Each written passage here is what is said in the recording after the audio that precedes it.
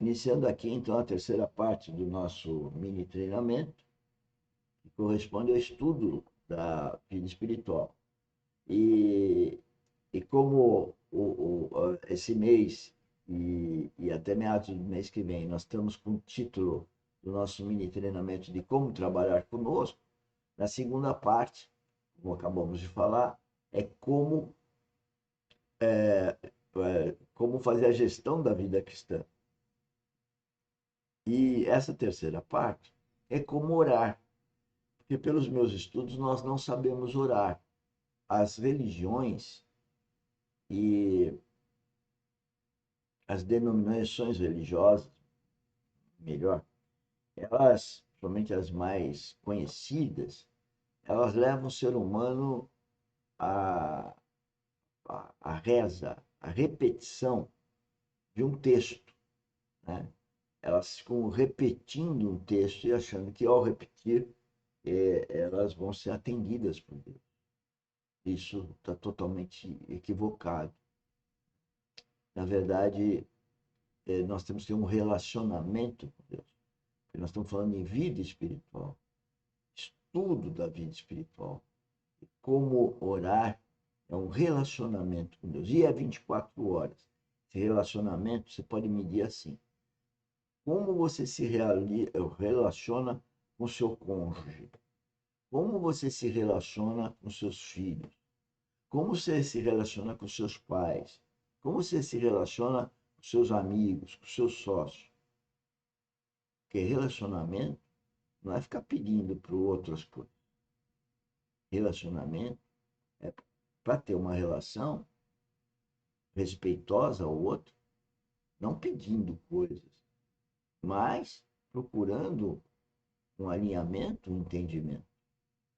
E as pessoas, elas jogam a toalha, elas não querem se relacionar porque elas são egocêntricas, nós somos egocêntricos. Se eu não vejo o quanto eu sou egocêntrico, como eu vou me relacionar com alguém? Porque nunca esse alguém vai fazer o que eu quero. E por sinal, nem esse alguém, muito menos eu, tenho que fazer o que eu quero. Eu tenho que fazer o que Deus quer. E aí começa o problema espiritual. Quando a pessoa está muito falando, eu quero, eu não quero, eu tenho, eu posso, eu não posso, tudo eu, né? A gente tem que tomar muito cuidado. Se esse eu é o que o Pai do céu quer. Bom, mas enfim, eu não vou me delongar aqui e vamos passar aqui para o vídeo, né, de hoje. O vídeo de hoje, né, esses vídeos estão todos disponíveis lá no canal YouTube, Engenheiro Mauro Lozano, e tem lá uma playlist que é como trabalhar conosco, e tem esses vídeos. Estou colocando os outros vídeos também que ajudam muito a gente a questão de oração. Mas vamos então escutar o pretor Luiz Fontes. Nosso Senhor. Eles viram em Nosso Senhor que tudo em sua vida girava em torno daquela vida de oração. E a maneira como o Senhor orava. Porque para eles era um mundo desconhecido. Tudo que eles conheciam em termos de espiritualidade e profundidade estava baseado no Velho Testamento, na liturgia do templo. Aquilo que vocês vão ver em João capítulo 2, em Mateus capítulo 21. É tudo que girava em torno daquele comércio da fé que estava limitado ao templo.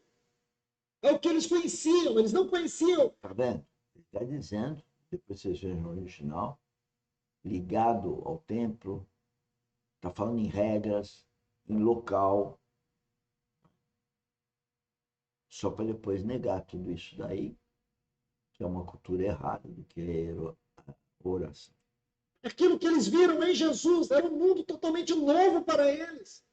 E em várias. Entendeu? Ele está falando dos discípulos que viam em Cristo um comportamento totalmente diferente de oração da igreja lá da ocasião, que eles tinham então como cultura, né? Às vezes vocês vão ver citações onde diz que o nosso Senhor Jesus se retirava para lugares solitários e ali oravam. Tá vendo? Então Jesus Cristo, ele teve uma vida de ser humano como a nossa. apesar de ter nascido pelo Espírito Santo, ou seja, a concepção não teve um homem, mas teve o Espírito Santo na barriga de uma virgem. Né? Então ele tem todos os predicados para ser puro. Essa é uma questão. Falando em a mãe de Cristo ser pura, é bom entender que na árvore genealógica dela tem uma prostituta ou mais. Então nós precisamos entender muito bem essa questão, né, da prostituta, de adultério, no que tange a vida espiritual. Mas eu não quero entrar nesse assunto agora, não. Então, Jesus Cristo, ele teve uma vida normal, a partir da barriga da mãe, e ele ficava toda hora, se afastava, tá aí, ele se afastava, e ficava, eu diria que hoje, em solitude, conversando com o Pai, através do Espírito Santo. Né? Então, e ele era homem. Isso significa que eu, você, nós também devemos ter esse afastamento para ter essa solitude. Não é solidão, é solitude. A solitude é um momento a sós com Deus. E ao praticar isso, nós passamos o tempo todo nessa solitude, fazendo as coisas do mundo, mas sempre nos relacionando com Deus. Esse é o objetivo da oração. E aí, nesse relacionamento, você vai conversando. Né? Como se você conversasse com uma pessoa que está 24 horas dentro de você, né? que é a Trindade. Ali orava. Sua vida de oração foi algo que constrangeu o coração dos discípulos. Eles não pediram para o Senhor fazer deles bons pregadores, conselheiros ou qualquer outra coisa. A única coisa que eles pediram é: Senhor, ensina-nos a orar. E aí Jesus vai colocar o padrão da oração naquilo que nós conhecemos, a oração do Pai Nosso. Não, senhor, só para vocês entenderem essa quase 2 meses, né, que a gente vai estar trabalhando de como trabalhar conosco. Porque o objetivo nosso, de como trabalhar conosco, como fazer a gestão da vida cristã, como orar, são 3 pontos fundamentais para que a gente possa dar glória a Deus, trabalhando junto aí o ano todo, né? O tempo todo, na Academia Dynamis e na empresa Dynamis. Porque a visão nossa é que todo mundo, juiz, médico, né, contador, os engenheiros civis, todos podem trabalhar conosco. A nossa visão é mais do que uma visão holística, é uma visão celestial. Depende do que o coração de cada um estiver dirigindo cada um de como trabalhar conosco. O fato é que a disciplina, a parte temática, é abrangente por qualquer rua desse país, qualquer estrada, né? Qualquer edificação precisa da engenharia civil geotécnica. Então, empreender é fazer alguma coisa nesse sentido, né? E não só empreender do ponto de vista temático, que é engenharia geotécnica, mas empreender do ponto de vista de gestão cristã e sempre se relacionando com Deus, que é como orar. Né? Então, procure entender. Nós vamos passar, como eu falei, 2 meses falando nisso. E a terceira parte vai sempre estar falando em oração. Então, vamos aqui agora, pelo menos já introduzir essa primeira palavra. Lucas capítulo 11, versículos 5 a 8 diz: Disse-lhes ainda Jesus: quando entre vós, tendo um amigo, e este for procurá-lo à meia-noite, ele disser: Amigo, empresta-me 3 pães. Pois um amigo meu, chegando de viagem, procurou-me, e eu nada tenho que lhe oferecer.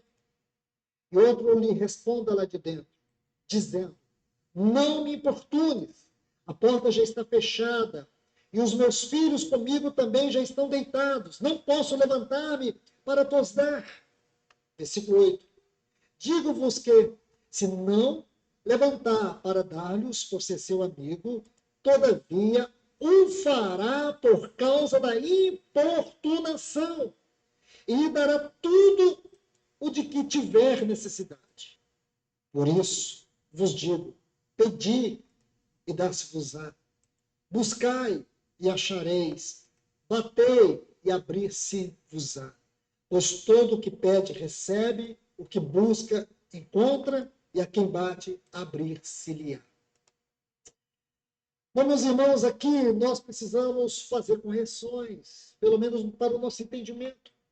Porque a ideia que essa parábola passa é que nós somos estes importunos. É como se essa parábola estivesse ensinando que nós temos que importunar Deus. Nós temos que ficar batendo, importunando. Essa é a ideia que essa parábola passa. Ela não pode ser interpretada assim. Primeiro que as palavras importunes, no versículo 7, e importunação, no versículo 8, são palavras totalmente diferentes no texto grego. Isso já muda tudo. Totalmente diferentes. A palavra importunes, aqui no versículo 7, é o termo grego kopos, K-O-P-O-S, kopos. Significa bater no peito afligido. Bater no peito, o ato de bater no peito por aflição, por desespero. Então aqui nós temos uma pessoa desesperada. Agora, a outra palavra, importunação, no versículo 8, fará por causa da importunação. A palavra aqui, anadeia, é o termo grego, anadeia. Então, nós precisamos estudar essa palavra, porque essa palavra tem a ver com a cultura e com o costume daquela época. Ela vai mudar todo o sentido daquilo que vocês entendem como importunação. Esse termo aqui é muito interessante, porque fala de um sentimento de repugnância moral. Tem a ver com o ato de uma pessoa se guardar da vergonha ou não permitir estar debaixo de um estado de vergonha. É isso que essa palavra significa. Ou o ato de fazer algo vergonhoso. Escreve aí. O ato de fazer algo vergonhoso. Se você traduz essa palavra em conformidade com o texto grego, ela vai perder o sentido, aparentemente. A parábola vai perder o sentido, mas não vai, porque nós temos o dever de estudar a cultura, conhecer o que podemos conhecer da cultura daquele povo da Palestina. E deixa eu contar algo para vocês. Irmãos, irmãs, na cultura daquele tempo, a hospitalidade era uma questão de honra. Uma pessoa que não exercia a virtude da hospitalidade era uma pessoa desonrada. Era uma pessoa que ninguém queria tê-la por amigo. Por isso, aqui tem um termo, amigo. A hospitalidade, naquela época, era uma prática que tinha a ver com a honra, com o nome da pessoa.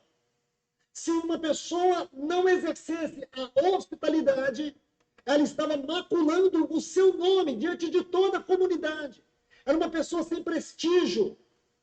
Era uma pessoa que ninguém dava valor.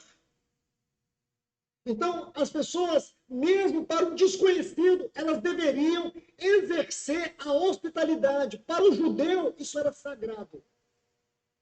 Para o judeu, era sagrado, estava na lei. A lei dizia que um judeu não podia negar o pão para um estrangeiro. Não podia negar o pão para um estrangeiro. E na cultura daquele tempo, da Palestina, não somente os judeus, mas todos os povos preservavam isso, porque a hospitalidade tinha a ver com o nome. Quando Jesus diz assim no versículo 5, qual dentre vós? Ele está dizendo, vocês conseguem? Senhores, eu perdi aqui no tempo e passou bastante tempo. Me perdoem. Está encerrado, então, a nossa mini treinamento de hoje. E vejam o original, porque ele está explicando uma coisa que precisa ser ouvida várias vezes para alguma compreensão, mas só para explicar aí a questão de, enfim, de ouvir, né, adequadamente. E ouvir aí o Espírito Santo, né, em oração. Bom, me desculpe mais uma vez e até daqui a pouco no nosso trabalho.